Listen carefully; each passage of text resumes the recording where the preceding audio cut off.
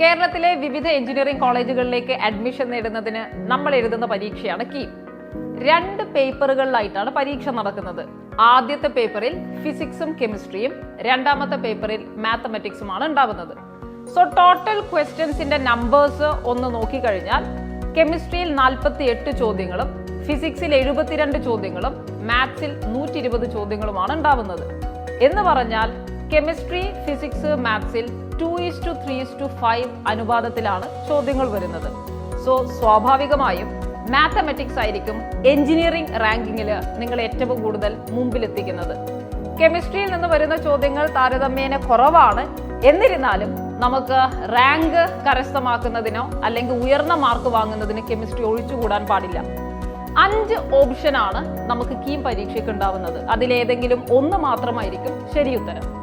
ഈ ഓപ്ഷനുകളെ അനലൈസ് ചെയ്യുമ്പോഴും കഴിഞ്ഞ 3 വർഷത്തെ എസ്പെഷ്യലി കീം ചോദ്യങ്ങൾ അനലൈസ് ചെയ്യുമ്പോൾ കെമിസ്ട്രിയിൽ നിന്ന് വന്നിരിക്കുന്നത് മാത്തമാറ്റിക്സിലുള്ളത് പോലെ തന്നെ താരതമ്യേന ഈസി ആയിരിക്കുന്ന ചോദ്യങ്ങളാണ്.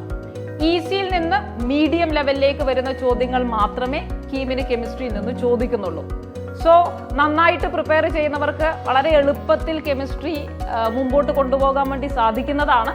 പറഞ്ഞു വരുന്നത് ഈസി ടു മീഡിയം ചോദ്യങ്ങളിൽ ഏറ്റവും കൂടുതൽ തിയററ്റിക്കൽ ചോദ്യങ്ങളായിരിക്കും കാണാൻ സാധിക്കുന്നത്.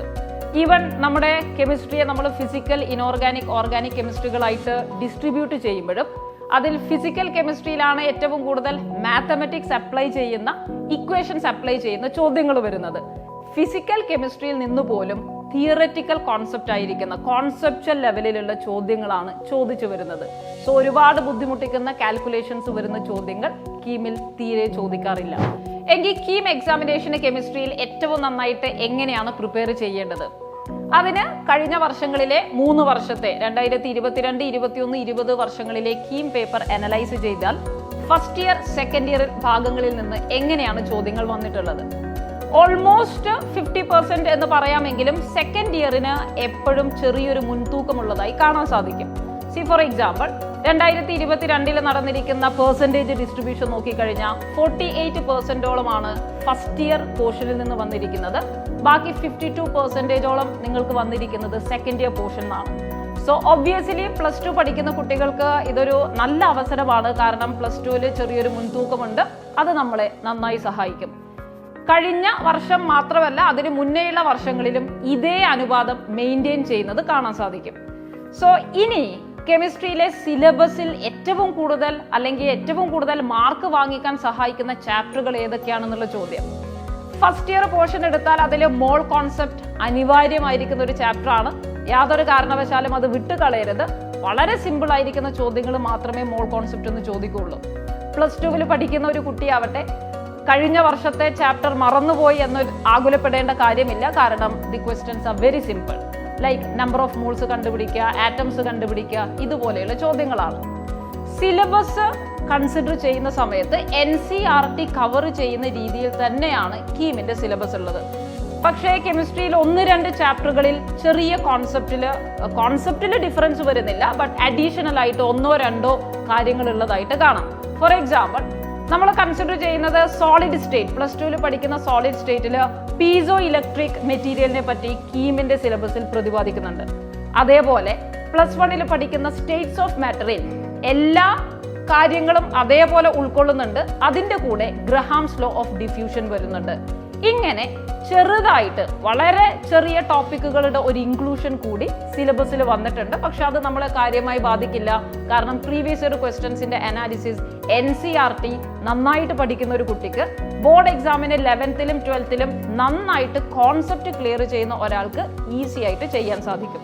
+2ന്റെ മുഴുവൻ പാഠഭാഗങ്ങളും നന്നായിട്ട് തന്നെ പഠിക്കണം. എസ്പെഷ്യലി ബോർഡ് എക്സാമിൽ നമ്മൾ ഇനി എഴുതാൻ പോകുന്നവരാണെങ്കിൽ ഏറ്റവും നല്ല വൃത്തിയിൽ മുഴുവൻ ചാപ്റ്ററുകളും പഠിച്ചിട്ട് പോകണം. എൻട്രൻസ് എക്സാമിനേഷനിൽ നമ്മൾ ഒഴിവാക്കാൻ സാധ്യതയുള്ള ചാപ്റ്ററുകളിൽ ഒന്നാണ് കെമിസ്ട്രി ഇൻ എവറിഡേ ലൈഫ്. പക്ഷെ കഴിഞ്ഞ വർഷങ്ങളിലെല്ലാം 2-3 ചോദ്യങ്ങൾ നിങ്ങൾക്ക് അതേ ചാപ്റ്ററിന് കാണാൻ സാധിക്കും. So polymers, chemistry in everyday life എന്നീ ചാപ്റ്റർ ഒരിക്കലും ഒഴിവാക്കാൻ പാടില്ല. കെമിക്കൽ കൈനറ്റിക്സിൽ നിന്നും ഓർഡർ കണ്ടുപിടിക്കുന്ന ചോദ്യങ്ങൾ വരാം. ഒരുപക്ഷെ ബോർഡ് എക്സാം അപ്രോച്ചിലല്ല വരുന്നത്. നിങ്ങൾക്ക് ഒരു ഡാറ്റ തന്ന് ഓർഡർ കണ്ടുപിടിക്കുന്ന രീതിയിലുള്ള ചോദ്യങ്ങളാണ്, which requires a little more practice. പക്ഷെ വളരെ സിമ്പിൾ ആണ്. Once you know the concept and once you know how to do the problem, it is very easy. അതേപോലെ ഫസ്റ്റ് ഇയർ ഭാഗത്തിലെ മോൾ കോൺസെപ്റ്റ് ഞാൻ നേരത്തെ പറഞ്ഞു. അതിൻ്റെ കൂടെ തന്നെ നിർബന്ധമായും കെമിക്കൽ ബോണ്ടിങ് നന്നായിട്ട് പഠിക്കണം. കാരണം കെമിക്കൽ ബോണ്ടിങ്ങിന്റെ ഹൈബ്രിഡൈസേഷൻ വെച്ചും ഡൈപോൾ മൊമെന്റ് വെച്ചൊക്കെ ഒരുപാട് ചോദ്യങ്ങൾ എല്ലാ വർഷങ്ങളിലും കാണാൻ സാധിക്കും. സ്റ്റേറ്റ്സ് ഓഫ് മാറ്റർ ഒഴിച്ചുകൂടാനാവാത്ത മറ്റൊരു ചാപ്റ്റർ ആണ്. അതിലെ ഗ്യാസ് ലോസിൽ നിന്നാണ് ഏറ്റവും കൂടുതൽ ചോദ്യങ്ങൾ വന്നിട്ടുള്ളത്. ലൈക്ക് ഇനീഷ്യൽ പ്രഷറും ടെമ്പറേച്ചറും ഒക്കെ തന്നു കഴിഞ്ഞാൽ ഫൈനൽ കണ്ടീഷൻസ് കണ്ടുപിടിക്കുന്ന തരത്തിലുള്ള ചോദ്യങ്ങളാണ്. തെർമോഡൈനാമിക്സ് പ്രധാനപ്പെട്ട ഒരു ഭാഗമാണ്. അതിൽ തെർമോ കെമിസ്ട്രിയിൽ നിന്നാണ് കൂടുതൽ ചോദ്യങ്ങൾ. തെർമോ കെമിസ്ട്രി എന്ന് പറഞ്ഞാൽ നിങ്ങൾക്ക് ഡെൽറ്റ എച്ച് കണ്ടുപിടിക്കുന്നതുമായി ബന്ധപ്പെട്ടതും സ്പോണ്ടേനിറ്റിയുമായി ബന്ധപ്പെട്ടതും ഡെൽറ്റ ജി കാൽക്കുലേഷനുമായി ബന്ധപ്പെട്ട ചോദ്യങ്ങളാണ് തെർമോ ഡൈനാമിക്സിൽ നിങ്ങൾക്ക് കാണാൻ സാധിക്കുന്നത്. സിമിലർലി ഇക്വിലിബ്രിയത്തിൽ നിന്ന് വരുന്ന ചോദ്യങ്ങളെല്ലാം ഇക്വിലിബ്രിയം കോൺസെപ്റ്റ് മനസ്സിലാക്കി കഴിഞ്ഞാൽ ചെയ്യാൻ പറ്റുന്ന ചോദ്യങ്ങളാണ്. ലൈക്ക് ഇക്വിലിബ്രിയം കോൺസ്റ്റന്റ് കണ്ടുപിടിക്കുക തുടങ്ങിയവ. എൻവയോൺമെന്റൽ കെമിസ്ട്രിയിൽ ഒരുപാട് ഡീറ്റെയിൽ ആയിട്ട് ചോദ്യങ്ങളൊന്നും ചോദിക്കുന്നത് കാണാറില്ല. സോ ഏറ്റവും കൂടുതൽ വെയിറ്റേജ് കൊടുക്കേണ്ട ചാപ്റ്റേഴ്സിൽ ഈ പറഞ്ഞ മോൾ കോൺസെപ്റ്റ്, തെർമോഡൈനാമിക്സ്, ഇക്വിലിബ്രിയം തുടങ്ങിയ ചാപ്റ്റേഴ്സിനെ ഉൾപ്പെടുത്തുക. ഓർഗാനിക് കെമിസ്ട്രി ഒഴിച്ചുകൂടാൻ പാടില്ലാത്ത ചാപ്റ്റേഴ്സ് ആണ്. അത് സെക്കൻഡ് ഇയേഴ്സിൽ പഠിക്കുന്ന എല്ലാം, അതേപോലെ ഫസ്റ്റ് ഇയറിൽ പഠിക്കുന്ന ജനറൽ പ്രിൻസിപ്പിൾസിൽ നിന്നുള്ള ചോദ്യങ്ങൾ ലൈക്ക് കാർബോകാറ്റോണിന്റെ സ്റ്റെബിലിറ്റി, ഇന്റർമീഡിയറ്റുകൾ, ഇതൊക്കെ നമ്മുടെ ഓർഗാനിക്കിന്റെ ബേസിക്സ് ആണ്. സോ ഓർഗാനിക് കെമിസ്ട്രിയുടെ ബേസിക്സ് ഉറപ്പുള്ള ഒരു കുട്ടിയെ സംബന്ധിച്ച് കുറച്ചുകൂടി എളുപ്പമായിരിക്കും ഓർഗാനിക്കിലുള്ള ചോദ്യങ്ങൾ ചെയ്യാൻ.